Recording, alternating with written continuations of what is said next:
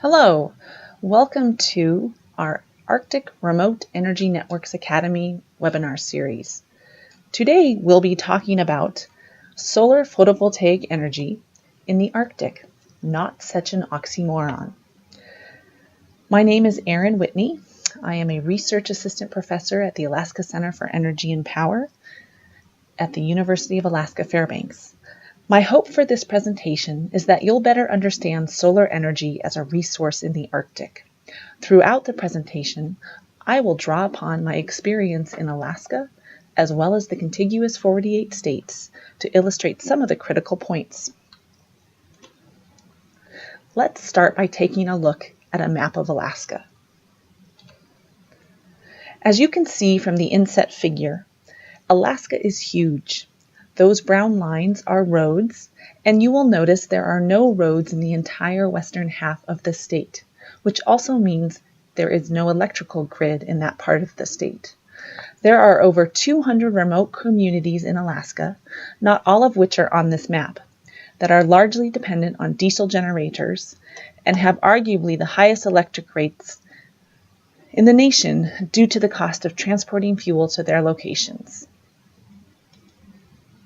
These standalone village microgrids typically serve 300 to 450 people with average loads of about 200 kilowatts, and they are at the forefront of finding innovative energy solutions to offset their exorbitant energy costs and create more secure and reliable energy sources.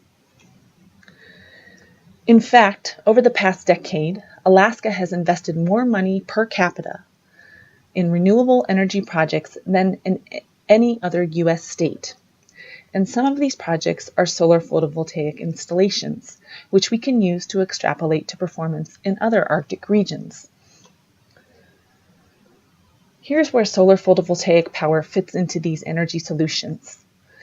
This is a map prepared by the National Renewable Energy Laboratory. It describes the total amount of solar energy at ground level in one calendar year. The darker blue and purple colors is a lower amount of solar energy, and the warmer yellows, oranges, and reds is a higher amount of solar energy. As you can see, even if Alaska's solar resource doesn't light up like the American Southwest, where solar power reigns, you can see that Alaska actually has a greater total annual solar resource than Germany, on the right hand of the slide in the inset, which has the greatest installed solar capacity of any country in the world. Here's a map of Alaska's solar resource in April relative to the rest of the United States.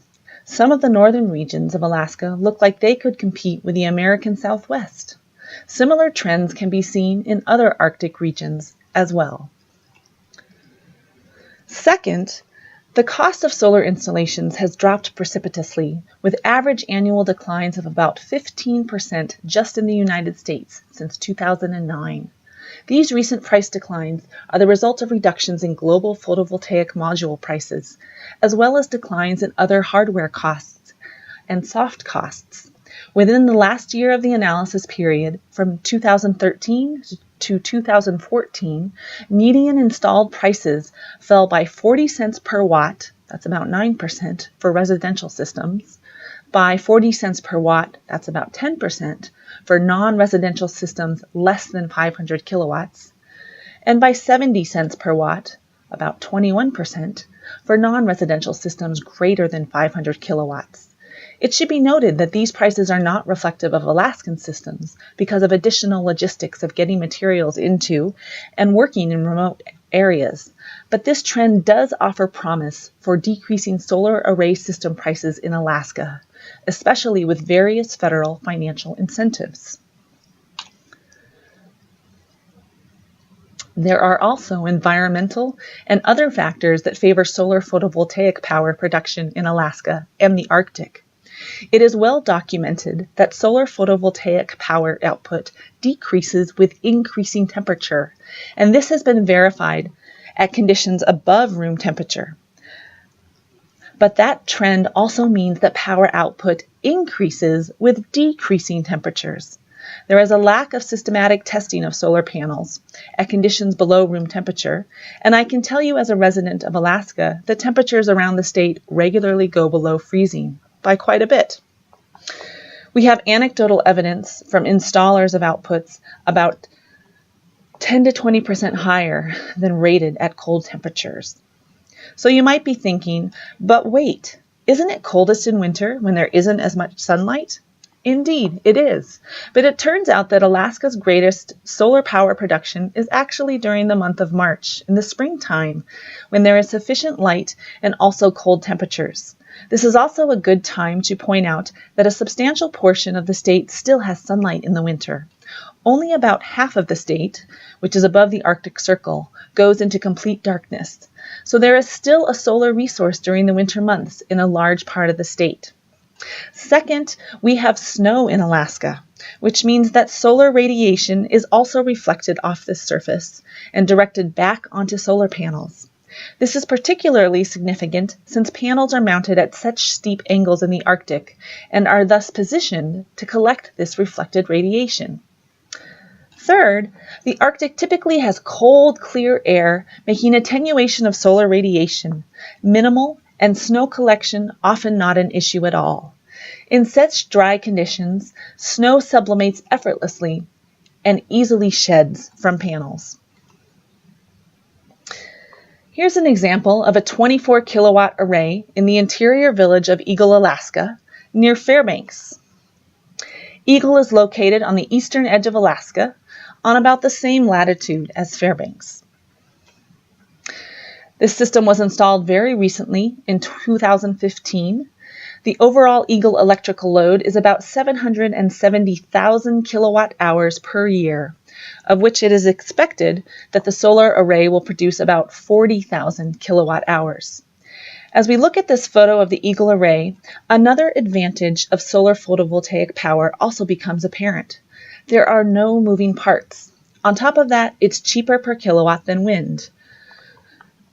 Well-chosen panels can tolerate abuse, and destruction of one panel does not necessarily destroy an entire array. So with all of those advantages, there are already about 20 installations sized over 10 kilowatt in Alaska. Here's one from Nome. And there are even more smaller residential systems. Many of these systems are off-grid systems which differ from grid-connected systems. With a quick search on the internet, you can find the general configurations of these systems: off-grid, grid-tied, with and without batteries. There are a number of variations, all with more or less the same basic components.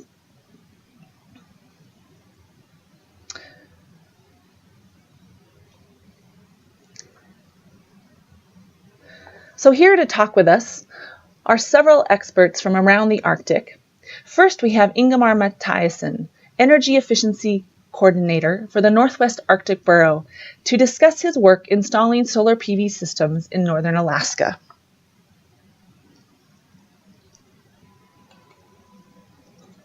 Thanks, Darren. Up here in the Northwest Arctic Borough, I've overseen the installation of over a dozen solar photovoltaic installations ranging from 8 to 12 kilowatts in all our 11 villages. There are other smaller installations also by other parties. We installed our solar arrays on top or next to the community water tanks to realize the most direct behind-the-meter benefits to the individual households. These installations have not only lowered monthly electric bills for households, but have also reduced the overall amount of diesel fuel needed by about 10,000 gallons per year region-wide. We're now working on installations that benefit utilities directly as well. One of our practices is to install our panels in a semicircular or wedge configuration, which helps to broaden the power generation curve and reduce power spikes that are hard for the powerhouse generators to compensate for with a slower ramp rate. It is not a typical installation configuration that one might see further south, but it's what works best for our circumstances. It is also important to realize local weather as the cloud buildup in the interior communities summertime makes us lose the peak south position around noontime, and making some panels point southeast and southwest make us realize savings mornings and evenings. We have some configurations wrapped around the tank of up to 180 degrees. When we install solar PV panels up here, the quality of the panel is also very important to us, both from the snow loading standpoint as well as vandalism. Our panels are very remote locations and can't be maintenance regulated, but it's important that they are extremely robust. Along those same lines, we use microinverters instead of string inverters, so that if one panel goes down, it doesn't take out the entire array. Thanks, Ingemar. There are challenges too. A current paradox, for example, for utilities is that renewable energy installations can displace diesel. But fixed costs don't go away. Utilities then end up raising their rates to cover their fixed costs for the rest of the community. Another challenge is the potential batch purchasing of solar PV installation equipment to reduce costs. We also have an example from Canada. I introduce here Yves Poisson from the Natural Resources Canada, here to talk about an installation in Colville Lake in the Northwest Territories. One solar photovoltaic installation in Canada that I'd like to highlight is in Colville Lake in the Northwest Territories, a town of fewer than 200 people that needs to replace its aging power plant and generators. This recent installation comprises a 135 kilowatt array and a 3 battery storage system with diesel generators. Anytime the battery is 100% charged, the community's power system will operate off the battery. When the battery charge level goes down to 40%, the diesel generators will kick back on. So far, the system has produced enough power to run the town for about 30 minutes during day or 60 minutes at night. That was during winter. And the diesel free time is expected to increase as the amount of daylight increases, with the hope that the town will rely mostly on solar energy during the 24 hours of daylight in the summer. Another benefit is that the town is quieter with solar power as well. Thank you, Yves. Another example. In Russia, RAO Russian Far East currently has 11 remote solar projects. The largest is in Batagay and is 1 megawatt, and they would like to expand to 4 megawatts. In general, they are focusing on solar inland, particularly the Sakha Republic, and wind on the coasts, such as existing projects in Kamchatka and Chukotka. And that wraps up our overview of solar photovoltaic technology in Alaska and the Arctic. The future is bright for this technology in our region, and many communities are already showing what can be done through innovative integration and configuration. Thank you for your time. We would love to hear your thoughts and questions about this topic of solar photovoltaic power in the Arctic. You can also find additional information about this topic, a description of other ARENA webinars, and a description of the ARENA on-site program on our website. Thank you very much.